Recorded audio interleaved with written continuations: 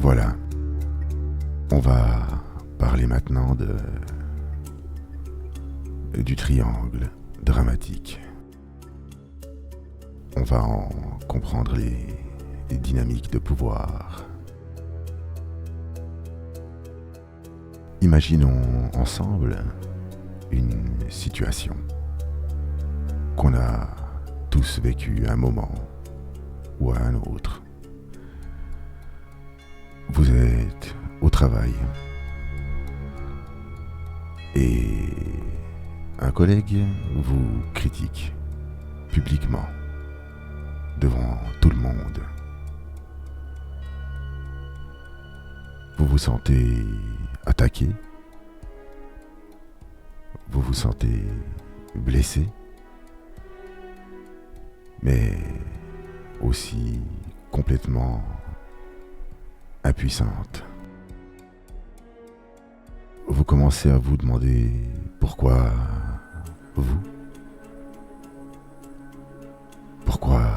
vous êtes dans cette situation.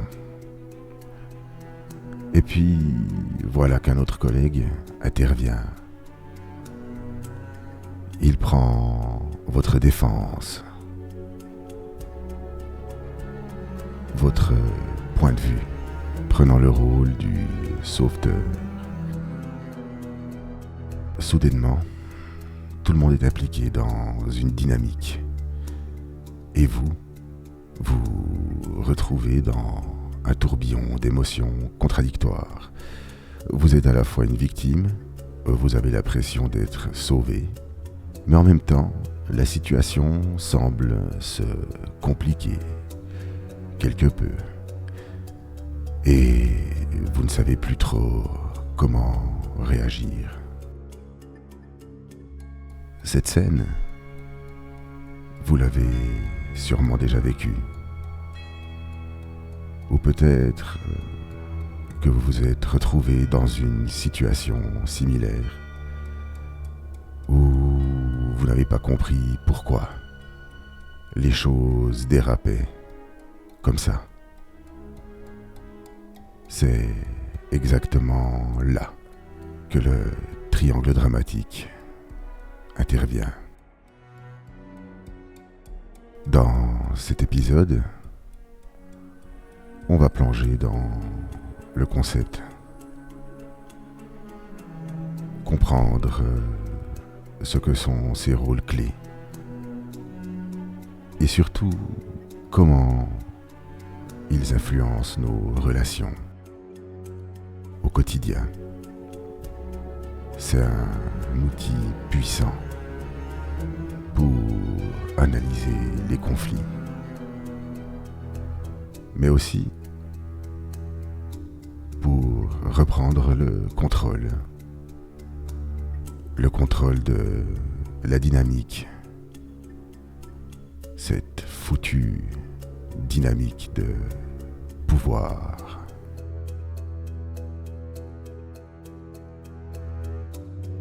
Le triangle dramatique, c'est un concept théorique. Il a été développé par un psychothérapeute américain, Stephen Karpman, dans les années 60. Ce modèle propose que, dans une situation de conflit, 3 rôles principaux apparaissent systématiquement. Le persécuteur, la victime et le sauveteur. Ces rôles forment ensemble ce qu'on appelle le triangle dramatique. Ce qui est fascinant avec ce modèle, c'est qu'il montre comment ces rôles interagissent de manière cyclique. Une personne peut, par exemple, être victime dans un premier temps, et puis devenir persécuteur ou sauveteur à un autre moment.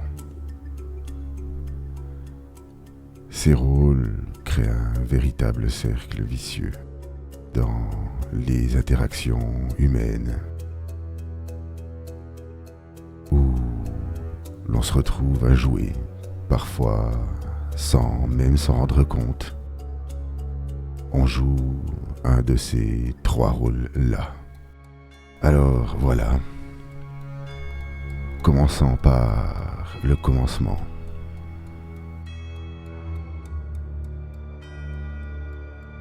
On va commencer par explorer ces trois rôles pour que vous puissiez les reconnaître dans vos propres expériences. Le premier rôle, c'est le persécuteur. Le persécuteur est celui qui exerce une forme de domination. Il critique, accuse ou impose des pressions sur les autres. Il peut agir de manière directe et agressive ou de manière plus subtile, en manipulant ou en culpabilisant. Imaginez ce collègue qui vous rabaisse en public, ou même un membre de votre famille qui vous fait sentir que vous n'êtes jamais à la hauteur. Ou ce type de comportement crée une tension dans les relations et peut conduire à un sentiment de peur ou de rejet.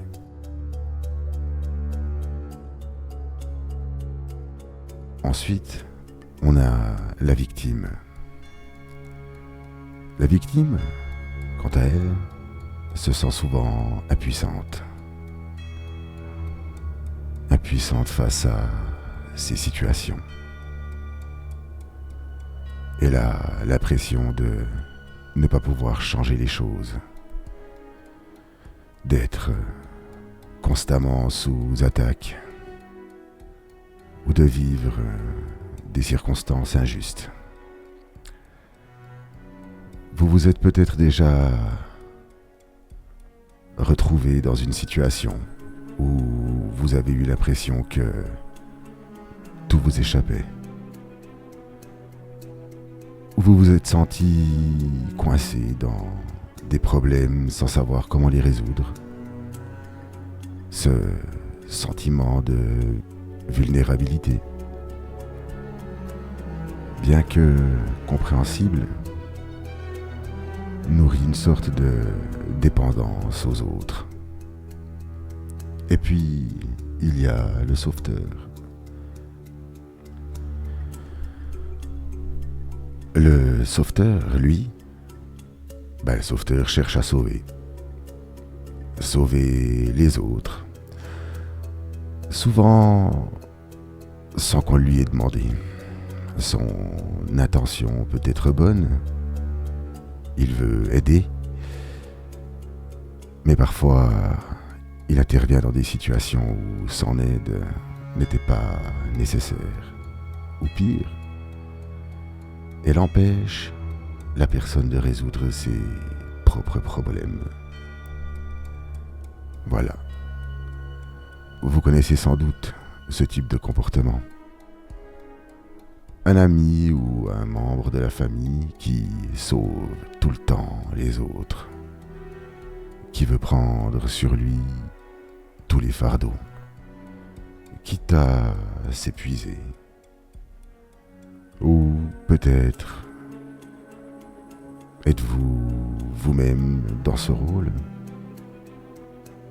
ce qui vous empêche de vous occuper de vos propres besoins.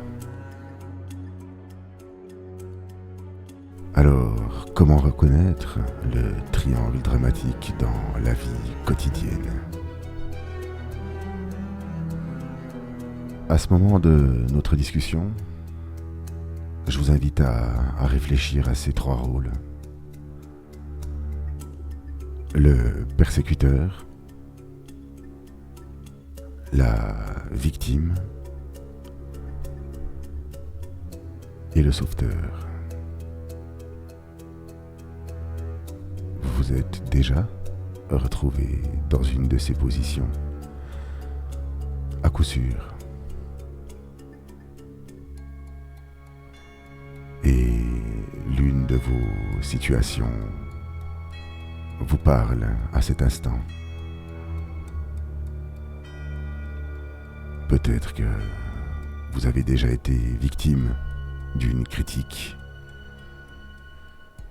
publique ou vous vous êtes retrouvé à défendre quelqu'un dans une situation conflictuelle,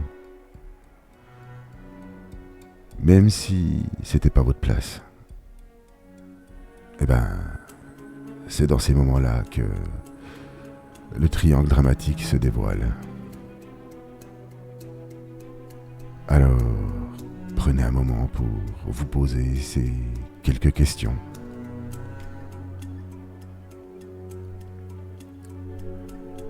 Ai-je déjà eu l'impression de me sentir impuissante dans une situation, comme si j'étais une victime? Est-ce que j'ai parfois l'impression d'être obligé de sauver les autres, même lorsqu'ils ne le demandent pas? Est-ce que je me retrouve parfois à être dur ou critique avec des autres parce que cela me permet de me sentir mieux, peut-être dans une situation difficile? L'idée ici, c'est pas de juger ou de culpabiliser, bien au contraire. La victime peut être un rôle. L'objectif est simplement de prendre conscience de ces rôles à cet instant précis et de comprendre comment nous pouvons y être piégés sans même nous en rendre compte. Eh ben, cette prise de conscience-là, elle est essentielle. Elle est la première étape vers le changement. Mais pourquoi ces rôles apparaissent-ils si souvent dans nos vies? Pourquoi tombons-nous dans des schémas? Les raisons sont multiples. Mais elles sont souvent liées à des mécanismes de défense émotionnelle. Par exemple, le persécuteur cherche à contrôler car il a peur de perdre le pouvoir ou de se sentir vulnérable. La victime réagit à des blessures, parfois du passé, ou à un sentiment d'impuissance face à un défi. Enfin, le sauveteur intervient. Il intervient par peur de l'abandon ou par besoin de se sentir nécessaire. Ces rôles ne sont pas fixes, bien sûr. Ils peuvent se mélanger, s'échanger. Parfois, une personne peut passer du rôle de victime à celui de persécuteur. Ou soudainement, devenir le sauveteur. face à une victime, à un problème qu'il faut résoudre. Voilà ce qui rend ces dynamiques si complexes et difficiles à briser. Vous avez maintenant une idée de ce qu'est le triangle dramatique et des rôles qu'il implique. Ce modèle nous aide à comprendre ces moments où les conflits prennent des proportions inattendues et pourquoi nous nous retrouvons souvent à jouer un rôle que nous ne voulions pas forcément. Un rôle inattendu parfois. Dans le prochain volume, nous allons explorer les effets de ces rôles dans nos vies et comment ces dynamiques peuvent détruire des relations familiales, amicales ou professionnelles, intimes. Nous verrons également pourquoi il est crucial de sortir de ce triangle dramatique pour reprendre le contrôle de nos interactions et créer des relations plus équilibrées.